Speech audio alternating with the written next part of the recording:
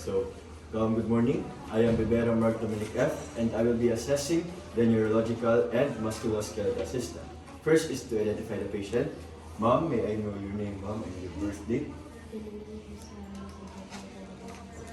Okay. Then, next is to explain the purpose of the procedure and answer any questions of the patient. So, ma'am, this assessment is important to know if you have any potential motor deficits or neurological problems occurring in your body. And it's also important to assess the reflexes on your upper limb and your lower limb. And ma'am, do you have any questions? Next is to perform hand hygiene. Assuming I have performed hand hygiene.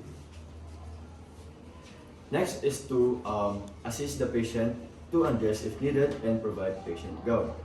Then begin with a survey of the patient's overall hygiene and physical appearance. So ma'am, do you bath twice a day or once a day? So, good morning, Doc. Good morning, sir. My name is James Francis Botin, and I'm here to perform. Okay, so first to do is we're going to assess the patient mental status. First is to evaluate the patient's orientation to person, place, and time. Ma'am, are you aware where you are right now?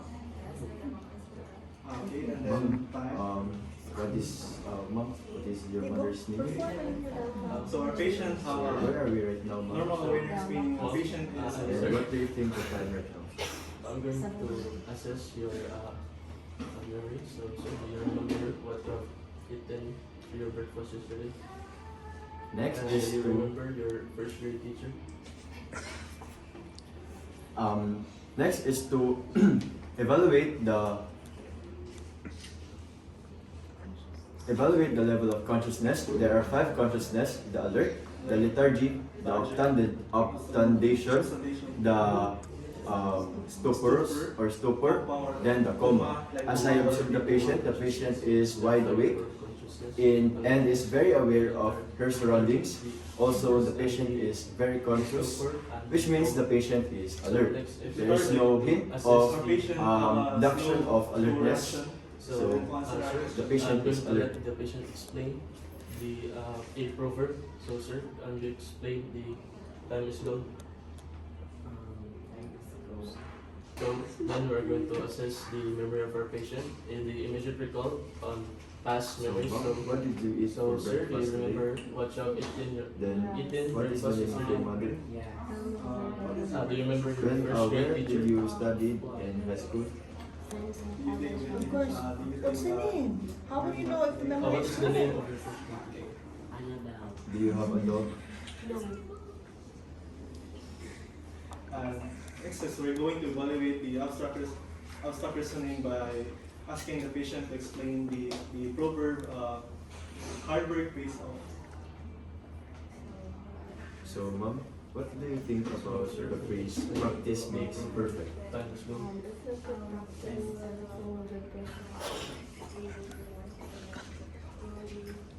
Okay. Next Our is patient to- have a normal of consciousness of alert because she responded on time and then with exact explanation.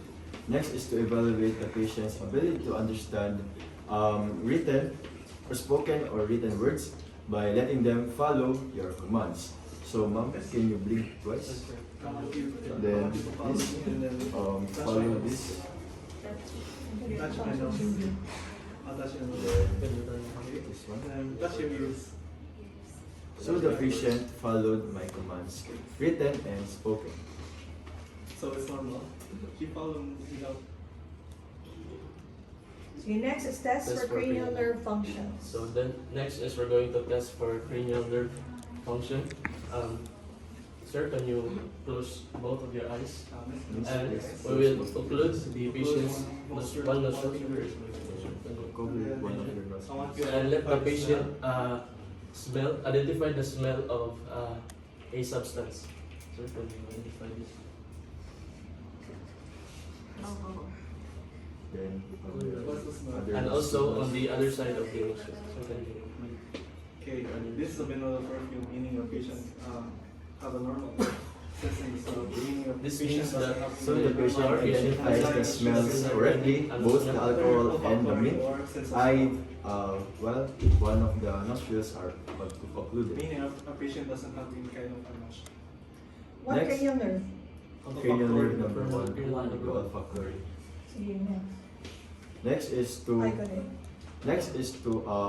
place your hands on the patient's shoulders as he or she shrugs against the resistance. Please raise your shoulders, mom. Again.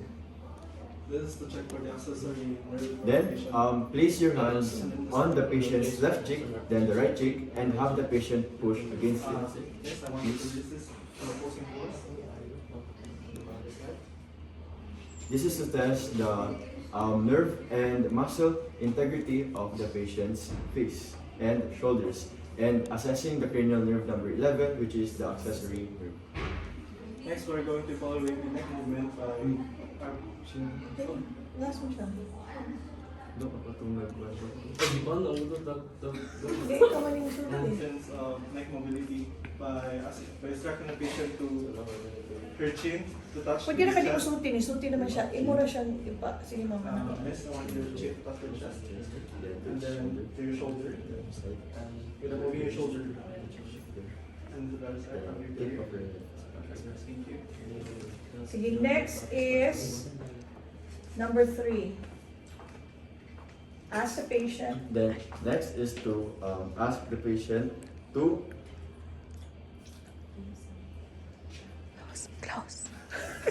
Close your eyes and place a... ask the patient to close your ask the patient, Miss, can you close your eyes? Ask the patient to close their eyes and place a familiar object on their hand. Then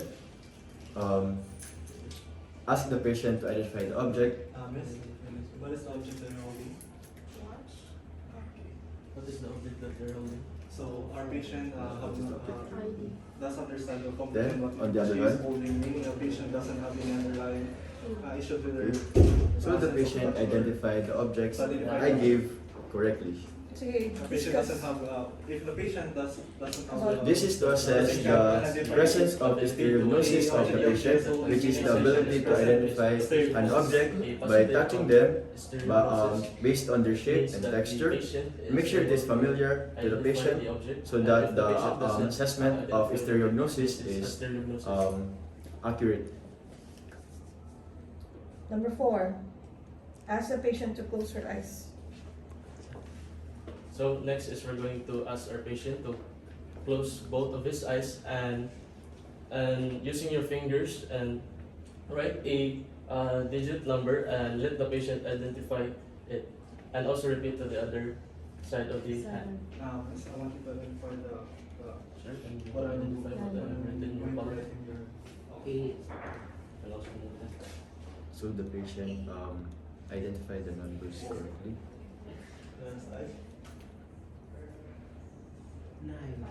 Sige, James, discuss. It enables that the patient's neurologic is functioning well. So if the patient was able to identify the number, If the patient is able to identify the number, it means the patient is positive for gravitisha. If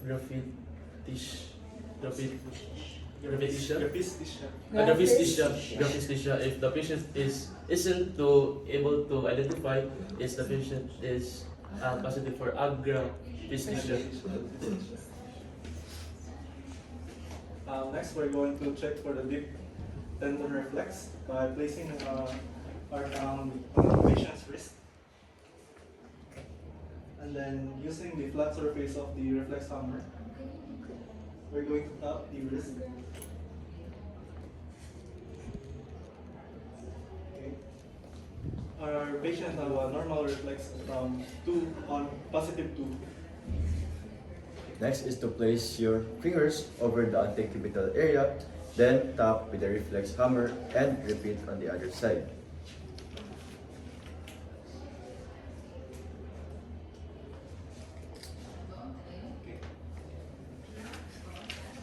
The next is place your fingers on the triceps area and tap using the reflex hammer.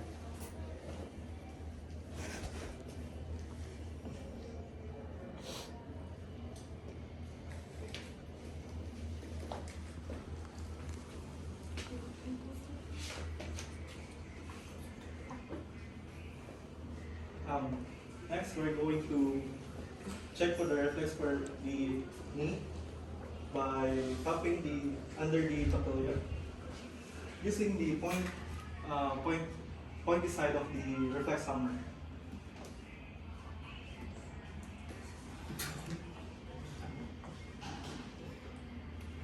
Flat rather. Okay. So our patient have a positive 2, meaning a patient normal reflex. Now tap the Achilles tendon area but with the reflex hammer and repeat on the other side.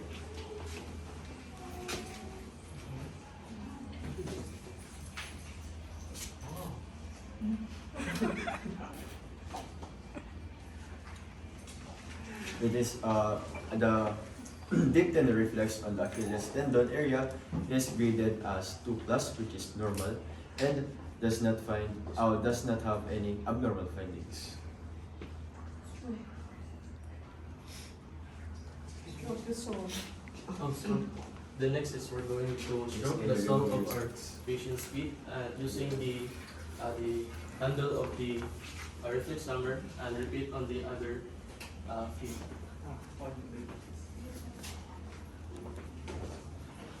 This is to check for the Babinski reflex. Babinski. Babinski. And this side from Okay, basta ka. Ang bilas ko mo eh. More easy shape. So, Meaning, our patient, if the toes of their patient clench, meaning a patient have a negative, and then if the toes protrude outside, upward, meaning a patient have positive for the Babinski reflex. so is it normal for young children or infants to have Babinski? Yes. Yes. So when you reach second year, it's normal na muan na ang toes sa baby. But sa inyo ha, that's negative. Di siya crazy. Yeah. Then ask the patient to dorsiflex and plantar flex both feet against the examiner's opposing resistance. So please fight the on. Resist. Resist. Plantar flex. Fight siya. Or dorsiflex. Dorsiflex. Dorsiflex. Then Just to check for the strength. Dorsiflex and then plantar flex. so the patient resisted both the dorsiflex and the plantar flex, which means the nerves and the muscles and the nerves of her lower limb is integrated. As needed. Assist your patient to extending. Then assess the patient for the standing position as needed.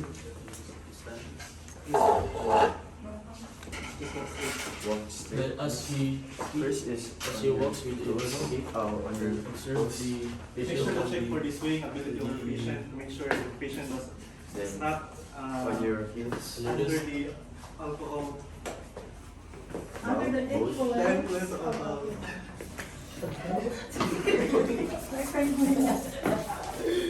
So our patient is alert and as we can see. not swaying, meaning So the she patient maintains Yes. balance under the influence of So the patient shows the normal gait, which is the antalgic.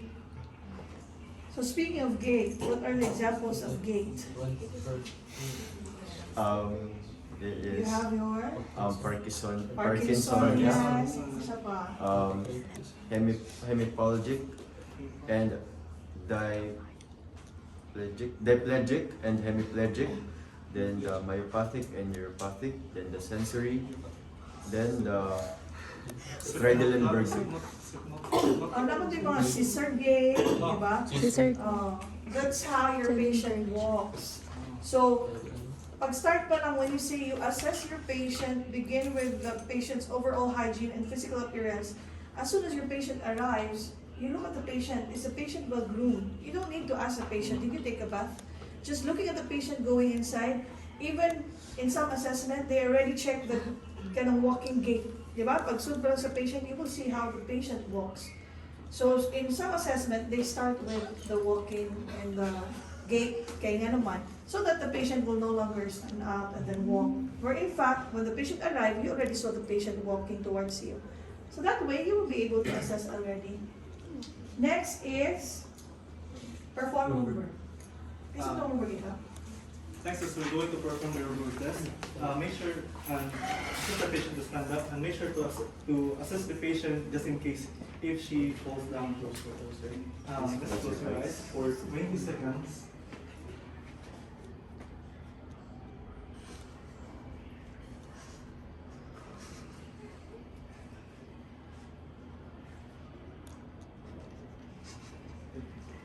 This is to check for if your patient Okay, nice. can maintain her balance and then she can maintain her balance. So the patient maintains her balance for 20 seconds as her eyes are closed. Then, Next is to assess the musculoskeletal system. First is to ask the patient to extend her arms forward. Then rapidly turn the palm up and down. So please follow me. Fast. So the patient shows no signs of delay on either arm, which means the nerves and the muscles on their hands is integrated. Then ask the patient to extend the arm forward. Then ask the patient resist the examiner's opposing force.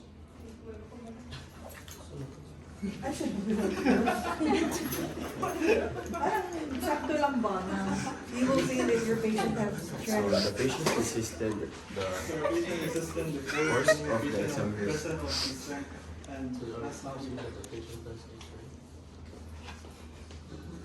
So yun.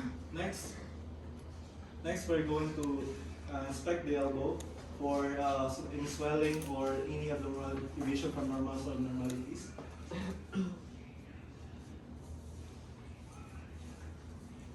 Because if you see any inflammation or abnormalities or swelling, meaning a patient does have underlying issues with their bones or joints or others. Next is to have the patient squeeze two of your fingers. First, squeeze this. This is to test the muscle strength of the patient's hand. So as you can see, the patient firmly squeezed my fingers, which means there is no existence or presence of muscle weakness.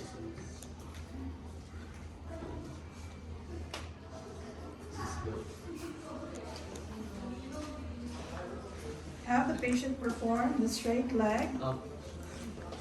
Have the patient perform the straight leg test, one leg at a time. Lie down, please.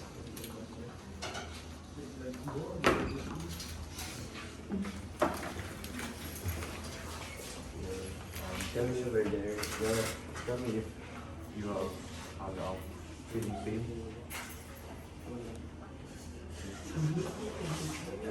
Other side. This is to check if the patient's legs muscles are disintegrated. You did not feel any pain. I will perform with Thank you. So the patient did not feel any pain during the straight leg test, which means there is no problem on the lumbar leg. Next, we're going to check for next we're going to instruct a patient to raise the leg laterally. This is the I want you to follow me. lay down.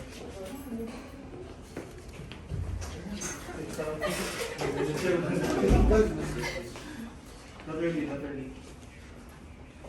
Also, Other side. and then you release it. Like this. Upward. Sit. Back up. Thank you. Thank you.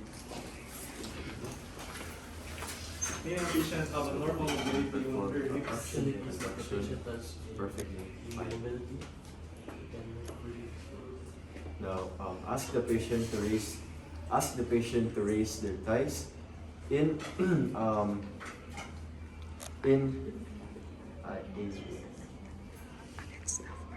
In resistance of your hands. Place your thighs. Patient eye resistance in various different directions. Then have them push their knees outwards in resistance of your hands.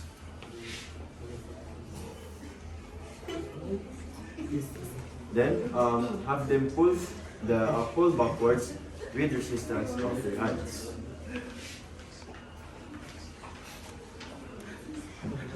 So the patient resisted through their knees perfectly fine. There is no signs of muscle weakness over her lower limb.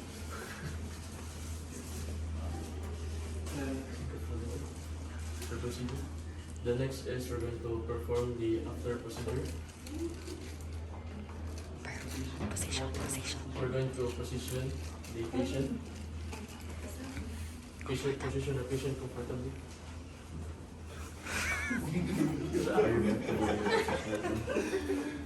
Next, we're going to perform an hygiene to make sure there's no possible. Then document the findings of this assessment.